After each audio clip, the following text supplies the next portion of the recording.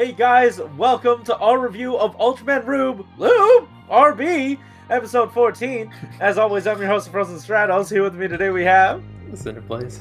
my dude. Welcome back. We just got done watching this, and it was a good time. As usual with Rube, I guess. We didn't really hang out, or the plot development didn't really go to our main cast. We sort of just hung out with Asahi and then did a little bit of stuff with the brand new antagonist. So I do like just filling out these characters, and it really shows like a show can properly balance like someone else is getting a power up this episode, but we're gonna focus on someone else and make it seem relevant to the story. I'm looking at you, Lou Pat. Yeah, I know you're looking just. Yeah, yeah. I was really surprised with all the Asahi development. Like, like I was saying before, like they gave her development in a very Asahi way. Like her interactions were like super trolly, super like, not like I guess like anime-ish. You know, like the way she kind of like emotes everything. Like there was like that one scene where she was like describing all of her emotions out loud in a cafe, and like everyone just kind of like fucking looking at her like, well, that's weird, but we have to go back to casual talking to fill up, you know, the background space. Yeah, you know, I find I'm wondering if that's like intentional. Like the people looking over is maybe the you know, the creators recognizing, yeah, this is a weird scene, but she's sort of a weird person and she's sort of out of you know, not really fitting into everyone else. You know, but that gets undermined because she has actual friends, so I don't know if it was intentional outside of a joke. Yeah, I think that's pretty much like a joke. Okay. Also, in that same kind of way, the two brothers were arguing in the middle of public, and they didn't really give a shit about their surroundings either. Yeah. So it might be a slight way of them saying, "Hey, look, they're both similar in this really stupid way." Like, you know what? That's well, I honestly thought it was like drawing parallels between like how awkward she is with, you know, actual people and how awkward our new antagonist is. Like, don't really know her name, but like she doesn't do regular human things because so far she hasn't shown herself to be like actually human outside of looks. And maybe there's a connection there, or I'm still just reading into it too far. Yeah, and also like their like oddities kind of made their interactions just like that much more like funny, and especially endearing. like randomly she would just like shove food in her mouth. Like it was like such a random cut to just like randomly. Oh, like, what the hell? Also, every time we got so close to her face, and then you looked at her eyes, you could see the seam line between her eye and like the contact lens. The contact lens, and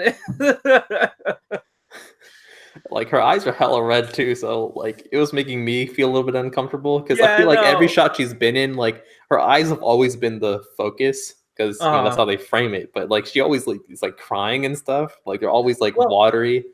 See, I feel like it's because they just put them in. And then also, like, her eyes are very blue, like strikingly blue.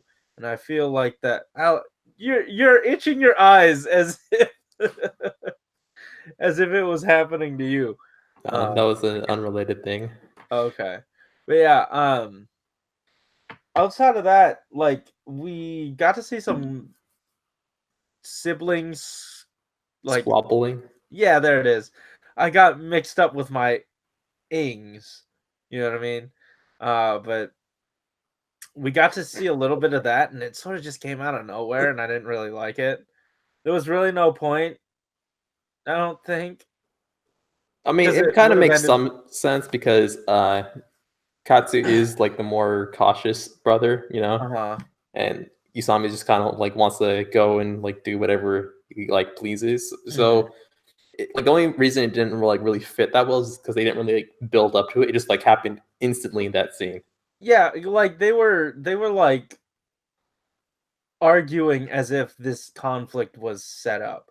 Like they were like, "Oh yeah, well, I still have to deal with you. What do you mean, deal with me? You know, I can take care of myself. Like, that was never... I don't know, like, okay, some fights do just pop up because of the pettiest reasons. So That's fair. it's I haven't whatever. really, you know what? I haven't really had that between my brothers and I in a while, so... Yeah, neither have I, but I don't do that with my brother either, so... Neither does he this episode. He just does it so, like, unconsciously. Oh, man. That was a little funny. What do you think about Eyes in this episode? He got, like, a new gyro. Yeah, he got a new gyro. He reenacted, I guess, a scene in Ultraman Orb or something. I have no idea. But it was funny.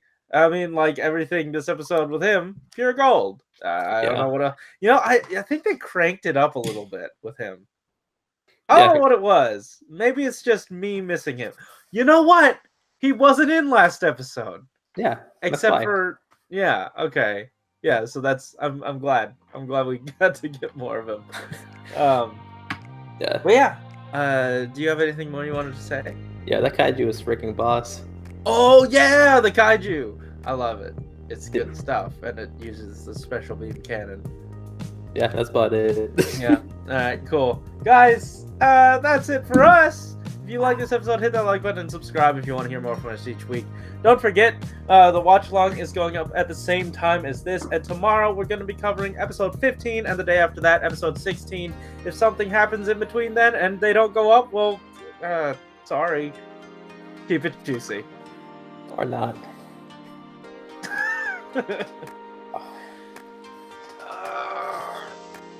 Yeah.